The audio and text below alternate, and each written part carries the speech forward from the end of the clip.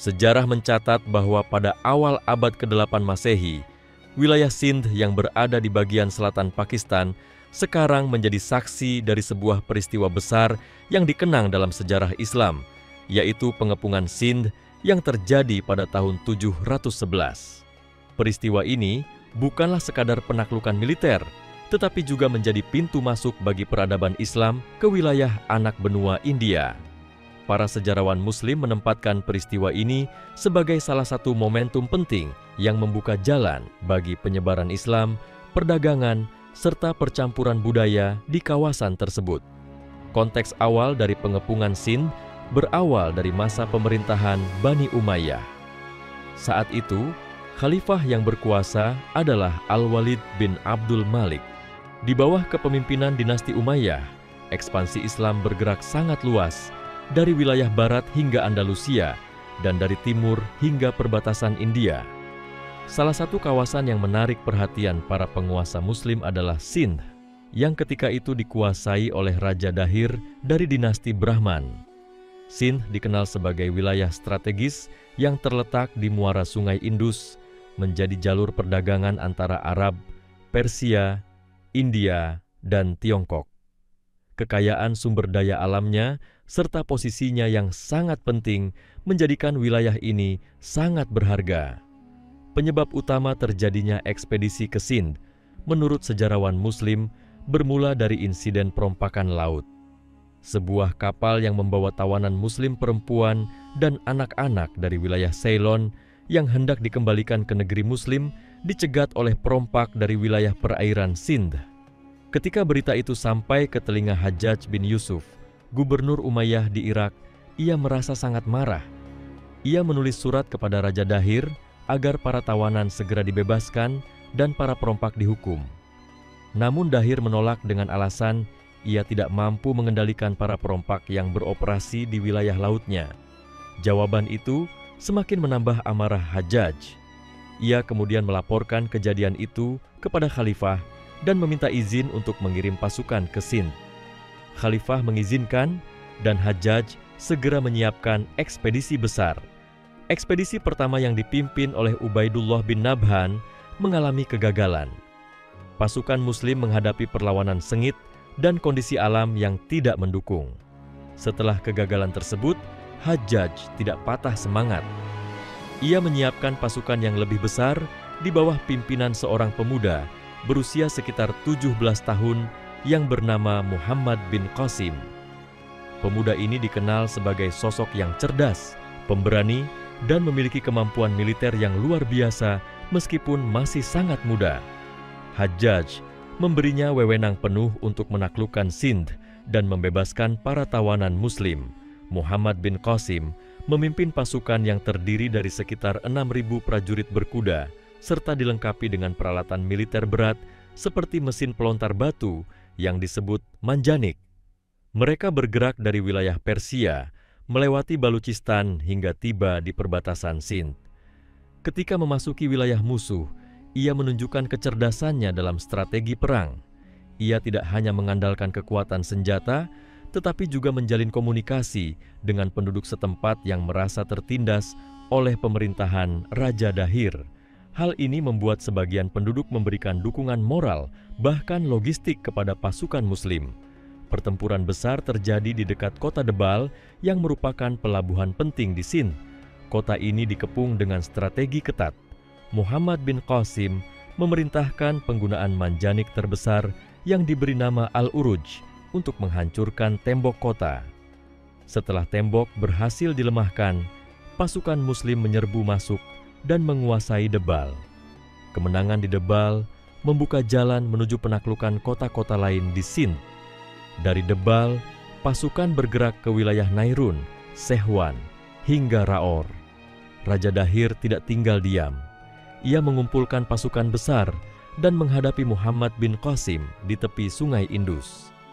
Pertempuran berlangsung sangat sengit. Dahir sendiri ikut maju ke medan perang menaiki gajah. Namun strategi militer yang cerdik dari Muhammad bin Qasim membuat pasukan Muslim berhasil mengalahkan tentara Dahir. Raja Dahir terbunuh dalam pertempuran tersebut. Kematian raja membuat pasukan Sindh kehilangan semangat juang. Banyak kota kemudian menyerah tanpa perlawanan, berarti Muhammad bin Qasim memperlakukan penduduk dengan adil sesuai ajaran Islam. Ia memberi perlindungan kepada mereka yang mau tunduk dan membayar jizyah. Ia juga memberi kebebasan kepada penduduk Hindu dan Buddha untuk tetap menjalankan agama mereka. Hal ini membuat banyak penduduk menerima pemerintahan Islam dengan lapang dada. Para sejarawan Muslim mencatat bahwa sikap toleran Muhammad bin Qasim inilah yang menjadi salah satu faktor kuat mengapa Islam dapat bertahan dan berkembang di wilayah tersebut. Pengepungan Sindh pada tahun 711 menurut sejarawan Muslim bukan hanya soal kemenangan militer. Peristiwa ini dipandang sebagai awal dari masuknya cahaya Islam ke tanah India. Wilayah Sindh kemudian menjadi bagian dari kekhalifahan Umayyah, meskipun berada jauh dari pusat pemerintahan. Islam mulai berakar di sana melalui dakwah, perdagangan, dan perkawinan. Para ulama, pedagang, dan tentara Muslim yang menetap di Sindh menyebarkan ajaran Islam secara damai setelah penaklukan militer usai. Banyak sejarawan Muslim memuji peran Muhammad bin Qasim sebagai pahlawan muda Islam. Ia tidak hanya dikenal sebagai penakluk, tetapi juga sebagai pemimpin yang berwawasan luas, adil, dan penuh kasih terhadap rakyat. Ia mampu mengatur administrasi wilayah yang baru ditaklukkan dengan baik. Ia mengangkat pejabat lokal dari kalangan penduduk setempat untuk membantu pemerintahan, sehingga tercipta kerjasama antara kaum Muslim dan masyarakat asli. Dengan kebijakan seperti ini, Sindh tidak sekadar menjadi wilayah yang ditaklukkan, tetapi menjadi bagian dari peradaban Islam yang menyatu dengan keragaman budaya India. Peristiwa pengepungan Sindh pada tahun 711 juga memiliki dampak besar terhadap hubungan antara dunia Islam dan anak benua India. Dari wilayah ini, Islam mulai menyebar ke Gujarat, Punjab, hingga ke wilayah Bengal pada masa berikutnya. Kehadiran Islam di India tidak hanya membawa perubahan politik, tetapi juga peradaban, ilmu pengetahuan, seni, dan kebudayaan. Hingga berabad-abad kemudian, jejak peradaban Islam di India melahirkan kerajaan besar seperti Kesultanan Delhi dan Mughal yang mengubah wajah India untuk selamanya. Sejarawan Muslim menegaskan bahwa pengepungan Sindh adalah sebuah titik balik. Sebelum tahun 711, hubungan dunia Arab dengan India hanya sebatas perdagangan melalui jalur laut. Namun, setelah penaklukan itu, hubungan menjadi lebih erat, menyentuh aspek sosial, budaya, dan agama. Kehadiran Islam di Sindh juga menunjukkan bahwa dakwah Islam tidak terbatas pada satu wilayah, tetapi bersifat universal dan terus meluas ke berbagai penjuru dunia. Kisah pengepungan Sindh juga memberikan pelajaran tentang bagaimana Islam memperlakukan wilayah baru yang ditaklukkan. Muhammad bin Qasim tidak memaksa penduduk masuk Islam, melainkan memberikan kebebasan beragama. Kebijakan ini membuat Islam diterima dengan baik, bukan hanya melalui pedang, tetapi juga melalui hati. Banyak penduduk yang kemudian masuk Islam karena melihat keadilan, kesederhanaan, dan kebaikan akhlak para Muslim yang datang ke wilayah mereka. Sejarawan Muslim seperti Al-Baladuri dalam karyanya Futuh Al-Buldan mencatat detail tentang penaklukan ini. Ia menuliskan bagaimana pasukan Muslim dengan disiplin tinggi melakukan pengepungan, bagaimana strategi militer dijalankan, dan bagaimana kebijakan setelah penaklukan diterapkan.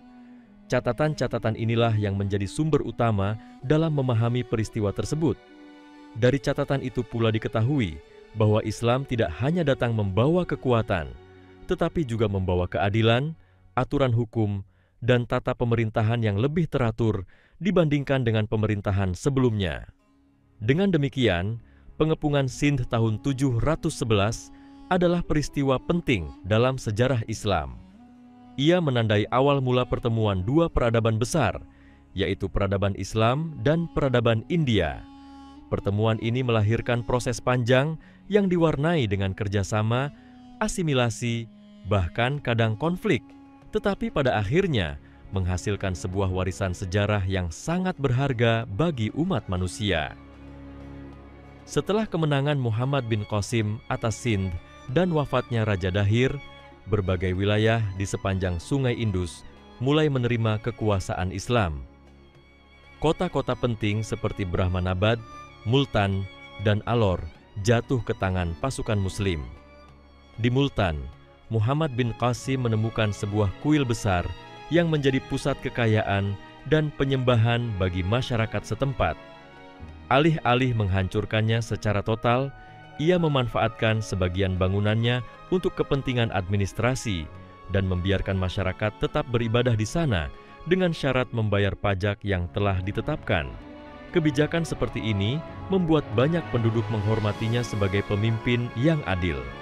Bahkan beberapa pendeta Hindu dan Buddha mengakui bahwa kepemimpinan Muhammad bin Qasim lebih ringan dibandingkan pemerintahan sebelumnya yang menekan mereka dengan pajak berat. Para sejarawan Muslim juga mengisahkan bagaimana Muhammad bin Qasim menerapkan hukum Islam di wilayah yang baru ditaklukkan. Ia mendirikan qadhi atau hakim untuk menyelesaikan perkara umat Islam. Sedangkan bagi non-Muslim, ia menunjuk hakim dari kalangan mereka sendiri sehingga tidak merasa asing terhadap hukum yang berlaku. Tindakan ini menunjukkan kecerdasannya dalam mengatur masyarakat yang majemuk. Ia menyadari bahwa kekuatan pemerintahan tidak bisa bertahan hanya dengan mengandalkan senjata, melainkan harus ditopang oleh keadilan dan keteraturan. Di sisi lain, Muhammad bin Qasim juga tidak melupakan tujuan utama pengiriman pasukan ke Sindh, yaitu membebaskan para tawanan Muslim. Setelah kemenangan dicapai, para tawanan berhasil diselamatkan dan dipulangkan. Hal ini menjadi salah satu alasan mengapa ekspedisi ke Sindh dianggap sebagai jihad yang penuh keberkahan, karena bukan hanya meluaskan wilayah Islam, tetapi juga menyelamatkan kaum muslimin yang tertindas. Namun sejarah juga mencatat bahwa perjalanan hidup Muhammad bin Qasim tidak berakhir dengan kebahagiaan. Setelah keberhasilannya di Sindh, ia justru mengalami nasib tragis akibat pergolakan politik internal di dalam pemerintahan Bani Umayyah. Ketika Khalifah Al-Walid wafat dan digantikan oleh Sulaiman bin Abdul Malik, hubungan antara keluarga Hajjaj bin Yusuf dengan Khalifah baru tidak berjalan baik. Sulaiman memandang keluarga Hajjaj dengan curiga dan ingin mengurangi pengaruhnya. Muhammad bin Qasim yang merupakan keponakan Hajjaj pun terkena imbasnya. Ia dipanggil kembali ke pusat pemerintahan dan kemudian wafat dalam usia muda. Meskipun demikian, jasa dan pengaruhnya tetap dikenang oleh sejarawan Muslim sebagai salah satu penakluk terbesar dalam sejarah Islam. Dalam waktu singkat, ia mampu membuka pintu bagi dakwah Islam di wilayah India yang kelak menjadi tempat berkembangnya peradaban besar Islam di masa selanjutnya. Ia digambarkan sebagai seorang pemimpin muda yang cerdas, pemberani, sekaligus penuh kebijaksanaan. Pengaruh dari penaklukan Sindh oleh Muhammad bin Qasim dapat dirasakan hingga berabad-abad setelahnya. Wilayah Sindh menjadi basis penting bagi penyebaran Islam lebih jauh ke Punjab dan ke arah timur. Para pedagang Arab yang singgah di pelabuhan Debal dan Multan membawa ajaran Islam melalui interaksi dagang yang damai. Banyak penduduk setempat yang kemudian masuk Islam bukan karena dipaksa, tetapi karena melihat akhlak mulia dan prinsip keadilan yang dibawa oleh para Muslim. Inilah yang kemudian melahirkan komunitas Muslim India yang semakin besar dari masa ke masa. Bagi para sejarawan Muslim, pengepungan Sindh juga menjadi bukti bahwa Islam mampu menembus batas geografis yang sulit sekalipun. Perjalanan menuju Sindh tidak mudah karena pasukan harus melintasi padang pasir gersang dan wilayah pegunungan yang berbahaya. Namun dengan tekad dan pertolongan Allah, mereka berhasil melewati semua rintangan itu. Catatan ini sering dijadikan teladan bahwa perjuangan dalam menyebarkan Islam selalu disertai dengan pengorbanan yang besar. Selain itu, peristiwa ini juga memperlihatkan bagaimana strategi dakwah Islam dijalankan setelah kemenangan militer. Para ulama dan qadhi yang dibawa serta dalam ekspedisi memainkan peran penting dalam mengajarkan Islam kepada masyarakat. Mereka mendirikan masjid-masjid, mengajarkan Al-Quran, serta menulis kitab-kitab awal dalam bahasa lokal. Dari sinilah cikal bakal tradisi keilmuan Islam di India mulai terbentuk. Meskipun masih sederhana, pengaruhnya terus membesar seiring berjalannya waktu. Jejak awal Islam di Sindh menjadi fondasi bagi penyebaran Islam di wilayah yang lebih luas. Ketika beberapa abad kemudian berdiri kesultanan besar seperti Delhi dan Mughal, mereka sering menyebut penaklukan Sindh sebagai pintu pertama yang membuka jalan bagi masuknya Islam ke anak benua India. Maka tidak berlebihan bila sejarawan Muslim menempatkan pengepungan Sindh tahun 711 sebagai peristiwa monumental yang mengubah arah sejarah kawasan Asia Selatan. Bagi dunia Islam secara keseluruhan, kemenangan di Sindh juga menjadi kebanggaan. Pada saat yang sama, Islam sedang berkembang pesat di Afrika Utara, Andalusia, serta Asia Tengah. Pencapaian di Sindh menunjukkan bahwa Islam adalah agama yang bersifat global, tidak terbatas pada bangsa Arab semata. Ia menjadi agama yang merangkul berbagai etnis dan budaya, termasuk bangsa-bangsa di India. Seiring waktu, integrasi antara budaya Arab, Persia, dan India melahirkan kebudayaan baru yang kaya dan beragam. Sejarawan Muslim menekankan bahwa hikmah terbesar dari peristiwa ini adalah lahirnya hubungan panjang antara Islam dan India. Hubungan itu tidak selalu berjalan mulus, kadang diwarnai dengan konflik, tetapi juga menghadirkan harmoni yang indah. Seni, arsitektur, ilmu pengetahuan, dan sastra berkembang pesat di bawah pengaruh peradaban Islam. Bahkan hingga hari ini, warisan itu masih bisa dilihat di berbagai tempat di Pakistan dan India, mulai dari masjid kuno, madrasah, hingga tradisi keilmuan. Dengan demikian, sejarah pengepungan Sindh tahun 711 adalah bagian dari perjalanan panjang umat Islam dalam menyebarkan risalah Allah ke seluruh penjuru dunia. Ia menjadi teladan tentang keberanian, strategi, keadilan, serta pentingnya memadukan kekuatan militer dengan dakwah yang lembut.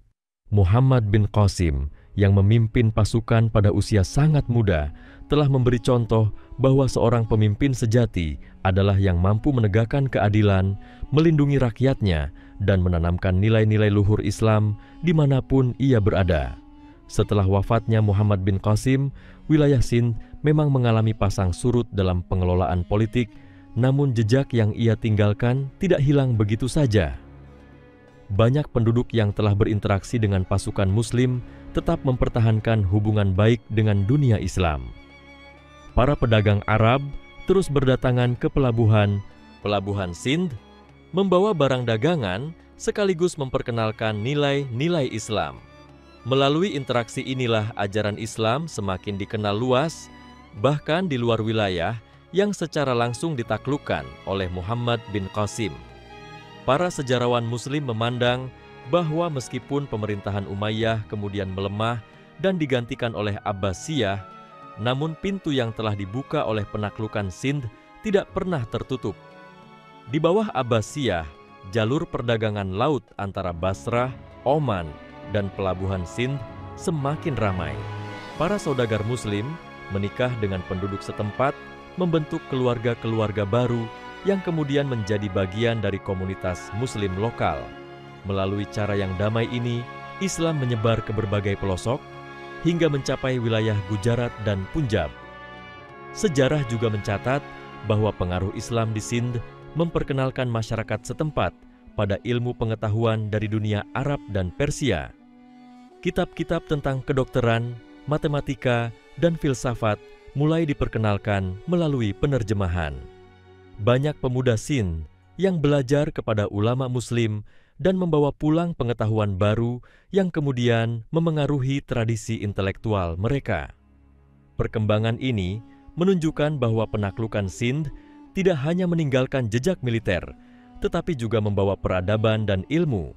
Sejarawan Muslim menilai bahwa kebijakan toleransi beragama yang diterapkan Muhammad bin Qasim menjadi kunci penting keberlangsungan Islam di wilayah itu.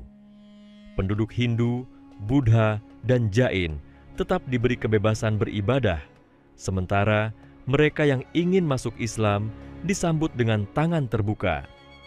Seiring berjalannya waktu, banyak dari kalangan bawah dan menengah yang memilih memeluk Islam karena mereka melihat adanya kesetaraan dan keadilan. Dalam ajaran Islam, tidak ada perbedaan kasta sebagaimana yang berlaku dalam tradisi Hindu, sehingga orang-orang dari kasta rendah merasa dihargai dan mendapatkan tempat yang mulia. Fenomena inilah yang membuat Islam terus bertambah kuat dan berkembang pesat di India pada masa berikutnya. Pengaruh spiritual dari peristiwa ini juga sangat besar. Ulama-ulama Sufi kemudian datang ke Sindh dan wilayah sekitarnya, mengajarkan Islam dengan pendekatan tasawuf yang lembut. Mereka mendirikan zawiyah atau tempat berkumpul untuk berzikir, mengajarkan cinta kepada Allah dan Rasul, serta menekankan pentingnya akhlak. Dakwah para Sufi ini menambah daya tarik Islam, karena ajarannya menyentuh hati masyarakat dan sesuai dengan tradisi mistik yang sudah dikenal di India.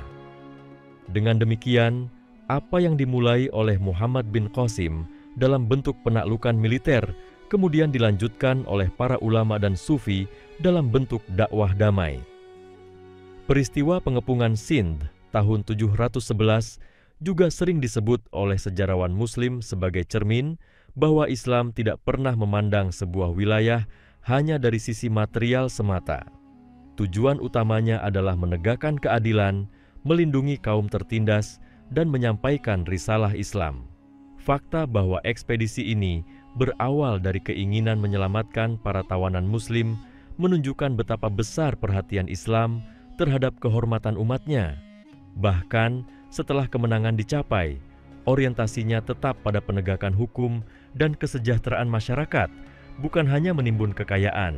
Warisan yang lahir dari penaklukan Sindh juga dapat dirasakan dalam bidang arsitektur. Masjid-masjid pertama dibangun di Debal dan Multan, menjadi pusat ibadah sekaligus pusat pendidikan. Gaya bangunannya memadukan elemen-elemen Arab dengan bahan lokal, menciptakan ciri khas tersendiri. Dari sinilah lahir tradisi arsitektur Islam India yang berkembang megah pada masa Kesultanan Delhi dan Mughal.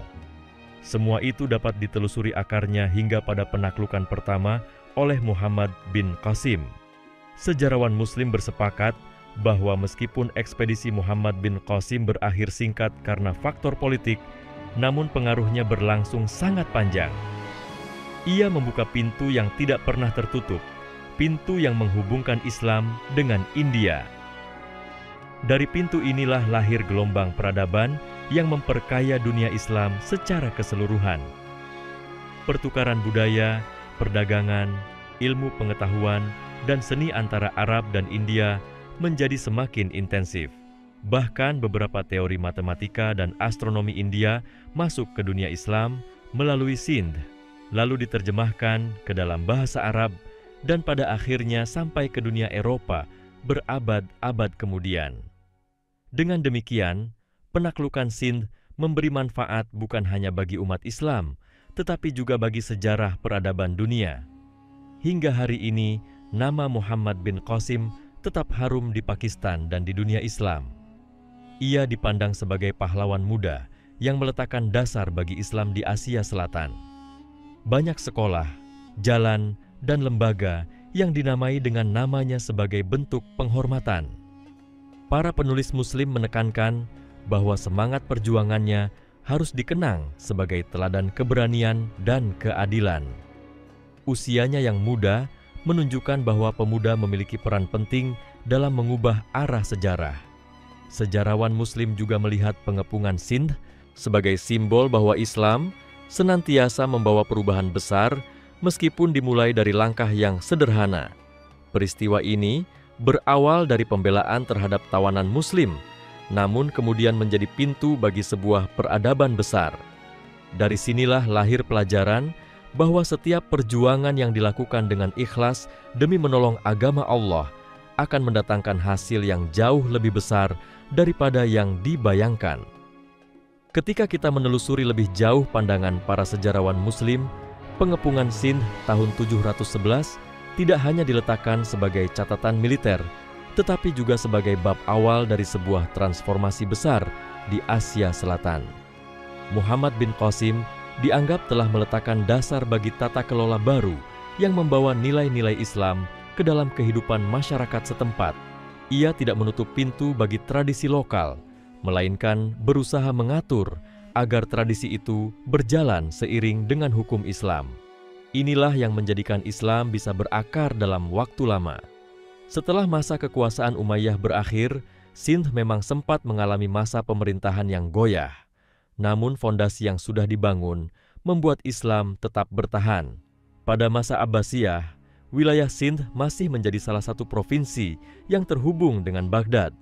Gubernur-gubernur Abbasiyah mengirimkan ulama, qadhi, serta pejabat administrasi ke Sindh untuk menjaga keberlangsungan hukum Islam. Hubungan dagang yang ramai juga memperkokoh kedudukan umat Islam di kawasan itu. Dengan jalur laut yang menghubungkan Teluk Persia, Laut Arab, dan Samudra Hindia, Sindh menjadi simpul penting bagi penyebaran Islam tidak hanya ke India, tetapi juga ke Asia Tenggara. Kedatangan pedagang dan ulama dari Sindh ke wilayah Kepulauan Melayu dan Nusantara banyak disebut dalam catatan para sejarawan Muslim. Hal ini menunjukkan bahwa penaklukan Sindh memiliki dampak jauh melampaui batas geografisnya. Islam yang dibawa dari Sindh ke wilayah timur disambut dengan baik oleh masyarakat karena dibalut dengan perdagangan yang adil dan dakwah yang lembut. Maka, jejak awal Islam di Indonesia dan Malaysia juga memiliki hubungan dengan proses yang dimulai dari pengepungan Sindh. Selain sebagai titik awal dakwah, Sindh juga menjadi benteng peradaban Islam menghadapi dunia India yang sangat luas dan kompleks. Dengan beragam agama, bahasa, dan kebudayaan, anak benua India bukanlah wilayah yang mudah dikuasai. Namun Islam mampu bertahan dan terus berkembang di sana karena sejak awal membawa pesan kesetaraan. Islam tidak mengenal kasta, tidak memandang rendah orang miskin, dan tidak memberikan keistimewaan hanya kepada kelompok tertentu. Inilah yang menjadi daya tarik utama bagi jutaan masyarakat India di kemudian hari untuk memeluk Islam. Sejarawan Muslim juga menekankan nilai kepemimpinan Muhammad bin Qasim yang meski sangat muda namun penuh kedewasaan. Ia tahu kapan harus menggunakan kekuatan, kapan harus bernegosiasi, dan kapan harus menunjukkan kelembutan. Ia memimpin pasukannya dengan disiplin, tidak memberi ruang bagi pelanggaran terhadap syariat. Ia juga sangat tegas terhadap pasukan agar tidak merampas hak penduduk yang sudah menyerah. Catatan-catatan menunjukkan bahwa banyak penduduk Sindh justru merasa lebih aman di bawah kekuasaan Muhammad bin Qasim dibandingkan pemerintahan sebelumnya. Di kemudian hari, Sindh berkembang menjadi pusat ilmu pengetahuan Islam. Ulama-ulama dari Sindh ikut menyumbangkan karya dalam bidang tafsir, hadis, dan fiqh. Salah satu ulama besar yang berasal dari Sindh adalah Imam Abu Ma'syar Sindi yang dikenal di dunia Islam. Dari sini terlihat bahwa pengaruh penaklukan Sindh bukan hanya politis, tetapi juga intelektual. Tradisi keilmuan yang lahir di Sindh kemudian terhubung dengan Baghdad dan kota-kota besar Islam lainnya. Seiring dengan bertambahnya waktu, peristiwa pengepungan Sindh menjadi bagian dari narasi besar Futuhat atau penaklukan Islam. Para penulis Muslim menyebutnya dengan rasa bangga karena dari sebuah wilayah yang relatif kecil, lahir gelombang peradaban yang luas. Meskipun Muhammad bin Qasim wafat dalam usia muda akibat fitnah politik, tetapi warisan yang ia tinggalkan jauh lebih besar daripada umurnya. Nama dan jasanya tetap hidup dalam ingatan umat Islam sepanjang masa. Penting juga dipahami bahwa peristiwa ini menandai awal mula perjumpaan Islam dengan peradaban India yang kaya dan tua. Dari perjumpaan itu, lahirlah pertukaran budaya yang luar biasa. Seni arsitektur Islam berbaur dengan motif India, menghasilkan bentuk masjid dan istana yang unik. Musik dan puisi Islam bertemu dengan tradisi India, melahirkan karya-karya yang indah. Bahkan dalam bidang filsafat, pertemuan ini menambah kekayaan intelektual dunia Islam. Semua itu tidak mungkin terjadi bila pintu Sind tidak pernah dibuka oleh Muhammad bin Qasim. Karena itu, sejarawan Muslim menilai pengepungan Sind sebagai peristiwa yang bukan hanya penting bagi sejarah Islam, tetapi juga sejarah dunia. Ia menunjukkan bagaimana sebuah peristiwa militer bisa menjadi awal dari penyebaran ilmu, budaya, dan peradaban.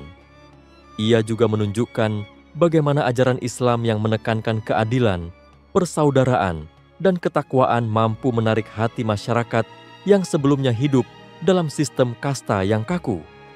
Dengan demikian, pengepungan Sind tahun 711 adalah tonggak yang harus selalu diingat. Ia adalah kisah keberanian seorang pemuda, kisah kesungguhan sebuah pasukan, kisah keadilan yang ditegakkan setelah kemenangan, dan kisah dakwah yang terus berlanjut dari generasi ke generasi.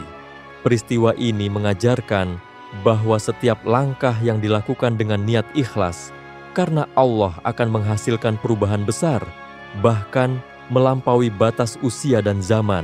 Ketika melihat lebih dalam dari sudut pandang sejarawan Muslim, pengepungan Sind tahun 711 juga memperlihatkan bagaimana Islam menempatkan strategi diplomasi di samping kekuatan militer. Muhammad bin Qasim tidak serta-merta menaklukkan semua kota dengan pedang. Ia sering mengirim utusan terlebih dahulu untuk menawarkan jalan damai. Kota yang menerima penawaran damai dibiarkan penduduknya tetap menjalankan kehidupan sebagaimana biasa, hanya dengan kewajiban membayar jizyah. Dengan kebijakan itu, banyak kota memilih tunduk tanpa perlawanan. Strategi ini bukan hanya menghemat tenaga pasukan, tetapi juga menumbuhkan rasa percaya dari masyarakat setempat bahwa Islam bukan datang untuk merampas, melainkan untuk menata dan memberi keadilan. Dalam beberapa catatan, penduduk dari kasta rendah menyambut baik kedatangan Islam karena mereka merasa terbebas dari belenggu sosial. Sistem kasta yang berlaku sebelumnya menempatkan mereka pada posisi yang tidak berharga. Kehadiran Islam yang menekankan persamaan di hadapan Allah membuka peluang bagi mereka untuk dihormati sebagai manusia seutuhnya. Inilah sebab mengapa meskipun awalnya Islam datang dengan kekuatan militer, tetapi dalam waktu singkat dakwah Islam diterima oleh banyak orang dengan sukarela. Para ulama menulis bahwa penaklukan Sind memiliki nilai spiritual yang besar. Dalam pandangan mereka, kemenangan itu bukan sekadar hasil strategi dan keberanian manusia, tetapi juga pertolongan dari Allah kepada hamba-hambanya. Mereka menghubungkannya dengan ayat-ayat Al-Quran yang menjelaskan bahwa Allah akan menolong orang yang berjuang di jalannya. Karena itu, peristiwa ini sering dijadikan bahan renungan dalam kitab-kitab sejarah Islam, bahwa setiap perjuangan yang ikhlas akan berbuah kemenangan, meskipun jalannya penuh kesulitan. Pengaruh Islam di Sind tidak berhenti pada aspek politik dan keagamaan. Dalam bidang ekonomi, wilayah Sind menjadi semakin makmur setelah menjadi bagian dari dunia Islam. Perdagangan laut berkembang pesat karena para pedagang Muslim membawa jaringan yang luas hingga ke Teluk Persia dan Afrika Timur. Hasil bumi dari Sind seperti kapas, gandum, dan rempah-rempah diperdagangkan secara lebih luas. Keamanan yang dijaga oleh pemerintahan Islam membuat jalur perdagangan menjadi lebih aman dibandingkan sebelumnya. Dalam bidang budaya, Sind menjadi tempat pertemuan berbagai tradisi. Bahasa Arab mulai digunakan di samping bahasa lokal. Tulisan Arab diperkenalkan dan kemudian berpengaruh pada perkembangan tulisan di wilayah itu. Seni Islam dengan kaligrafi dan arsitekturnya mulai tampak berdampingan dengan seni lokal. Semua ini memperlihatkan bahwa penaklukan Sind bukan berarti menghapus kebudayaan lama, tetapi justru memperkaya dan memadukannya dalam sebuah bentuk baru yang lebih beragam. Sejarawan Muslim menekankan bahwa salah satu kekuatan utama Islam adalah kemampuannya untuk berbaur dengan masyarakat yang berbeda tanpa kehilangan identitas. Hal ini tampak jelas di Sindh. Islam tetap teguh dengan tauhid dan syariatnya, tetapi pada saat yang sama mampu berdialog dengan tradisi yang sudah ada. Maka lahirlah sebuah peradaban yang unik, peradaban yang menjadi cikal bakal kekuatan besar Islam di India. Dalam perjalanan sejarah selanjutnya, banyak tokoh sufi besar yang menjadikan Sindh sebagai pusat dakwah. Mereka meneruskan apa yang dimulai oleh Muhammad bin Qasim dengan pendekatan yang lebih lembut. Dakwah sufi ini menekankan kasih sayang, cinta kepada Allah, dan persaudaraan antar manusia. Hal ini semakin memperkuat pengaruh Islam karena selaras dengan kebutuhan spiritual masyarakat India yang memiliki tradisi panjang dalam pencarian makna hidup. Dari sinilah Islam di India berkembang bukan hanya sebagai kekuatan politik, tetapi juga sebagai kekuatan rohani yang mendalam. Kisah pengepungan Sindh juga memberikan pelajaran tentang bagaimana pemuda dapat memegang peranan penting dalam sejarah. Muhammad bin Qasim hanya berusia 17 tahun ketika memimpin ekspedisi besar itu. Namun, ia mampu menunjukkan kepemimpinan yang matang dan penuh kebijakan. Sejarawan Muslim sering menekankan bahwa usia muda bukanlah penghalang untuk meraih prestasi besar apabila dibarengi dengan iman, ilmu, dan tekad yang kuat. Kisah ini kemudian menjadi inspirasi bagi generasi muda Islam sepanjang masa. Bahkan setelah berabad-abad berlalu, nama Muhammad bin Qasim tetap harum. Di Pakistan modern, ia dikenang sebagai bapak spiritual bangsa. Banyak tempat, jalan, dan institusi menggunakan namanya sebagai penghormatan. Hal ini menunjukkan bahwa warisan sejarah tidak pernah hilang, melainkan terus hidup dalam ingatan masyarakat. Penaklukan Sindh tidak hanya milik masa lalu, tetapi juga menjadi bagian dari identitas umat Islam di Asia Selatan hingga hari ini. Bagi umat Islam secara umum, pengepungan Sindh adalah bagian dari narasi besar penyebaran Islam ke seluruh dunia. Dari semenanjung Arab, Islam menyebar ke Syam, Mesir, Afrika Utara, Andalusia, Persia, Asia Tengah, dan akhirnya ke India. Setiap langkah penaklukan membawa tantangan tersendiri, namun semuanya berlandaskan pada semangat yang sama, yaitu menegakkan kalimat Allah dan menyebarkan ajaran Islam. Sindh adalah salah satu batu pijakan penting dalam perjalanan panjang itu. Dengan memandang semua aspek tersebut, jelaslah bahwa pengepungan Sindh tahun 711 memiliki arti yang sangat luas. Ia bukan hanya catatan kemenangan militer, tetapi juga catatan awal dari sebuah proses panjang yang melibatkan dakwah, ilmu, budaya, dan peradaban. Sejarawan Muslim menuliskan kisah ini bukan semata untuk mengenang masa lalu, tetapi juga sebagai pelajaran bagi generasi mendatang bahwa perjuangan, keadilan, dan dakwah yang ikhlas selalu akan melahirkan hasil yang besar bagi umat manusia. Seiring dengan berjalannya waktu, penaklukan Sindh yang dipimpin Muhammad bin Qasim pada tahun 711 mulai dipandang oleh para sejarawan Muslim sebagai bukti nyata bahwa Islam memiliki daya tahan yang luar biasa. Betapapun jauhnya jarak antara pusat kekhalifahan dengan Sindh, ajaran Islam tetap mengakar kuat.